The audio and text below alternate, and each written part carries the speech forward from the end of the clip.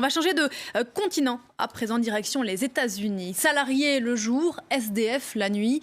C'est un phénomène qui prend de l'ampleur dans certaines régions du pays, là où l'économie est la plus dynamique, le taux de chômage très bas, les loyers sont de moins en moins accessibles pour ceux qu'on appelle les travailleurs pauvres. Résultat, ils sont de plus en plus nombreux à dormir dans leur voiture après leur journée de travail. C'est notre focus aujourd'hui, il est signé de nos confrères de France 2, Jacques Cardoz et Thomas Donzel. À la nuit tombée, ces véhicules apparaissent comme des ombres. On ne soupçonne pas qu'ils appartiennent à une nouvelle catégorie de la population. Ceux qui vivent là sont sans adresse mais pas sans abri. Leur abri, c'est leur véhicule. 40% d'entre eux ont un emploi, une proportion qui augmente chaque année. Parmi eux, nous rencontrons Danielle, 46 ans, et sa fille qui, elle, n'a pas souhaité nous parler parce qu'elle a honte de la situation. Pendant que sa fille occupe le siège avant, Danielle, elle, se repose sur une planche et un matelas à l'arrière. Ce n'est pas trop dur de vivre comme ça? Si, spécialement à mon âge. Combien je gagne par mois? 2 000 $. Et non, ce n'est pas suffisant pour louer une chambre. Une couette, une petite table des vêtements. Danielle a vite fait de transformer son intérieur. Employée de bureau à mi-temps, elle fait partie de ces salariés pauvres qui, malgré tout, gagnent trop pour percevoir des aides.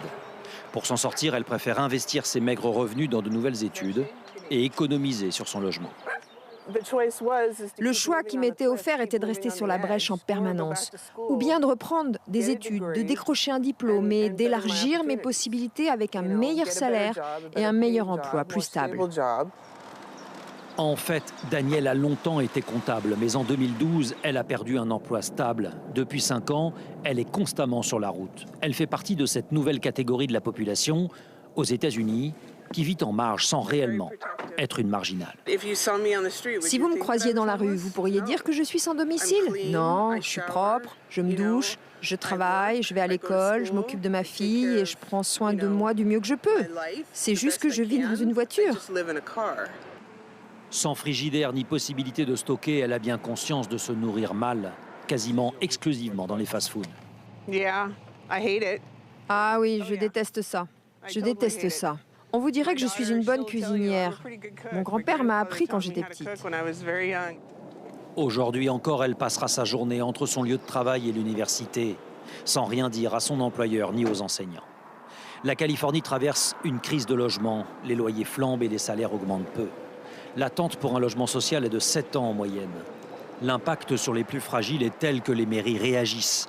À Santa Barbara, où l'on se soucie de son image, on propose des emplacements de parking gratuits, la nuit, faute de mieux. Santa Barbara a plein de programmes d'aide au logement, mais on est débordé par le nombre de demandes.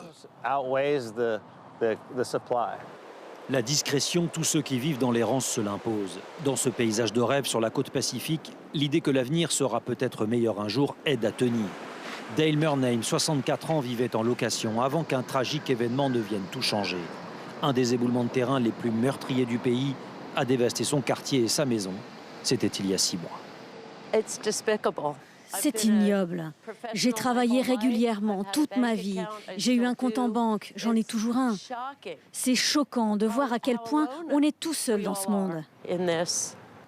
Dale a longtemps été assistante dentaire, mais dans sa maison, elle tenait aussi une affaire de médecine douce et elle a fait faillite. Depuis, elle se sent seule. C'est comme si j'avais été catapultée hors de ce monde.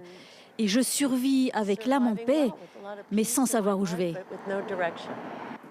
Les assurances et les organisations humanitaires n'ont fonctionné qu'un temps. Désormais, elle erre de parking en garde-meuble où elle conserve quelques souvenirs. Toute ma vie est là. Oui, toute ma vie. La discrétion est une règle d'or. Elle ne connaît son emplacement de parking qu'au dernier moment.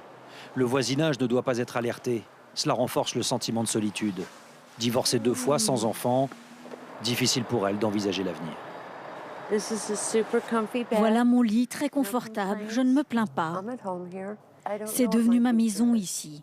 Je ne sais pas ce que sera mon avenir. Quand je pense à l'idée de redémarrer mon petit cabinet médical, je me sens très motivée. Quand je pense à l'idée de retrouver une petite maison un jour, ça me rend heureuse. Mais je n'en suis pas là. 30% de ces sans domicile fixe ont plus de 50 ans. En principe, aux États-Unis, il est interdit de dormir dans son véhicule, comme on le voit ici. Mais le triste succès de ce programme d'aide est en train de faire des émules dans d'autres villes.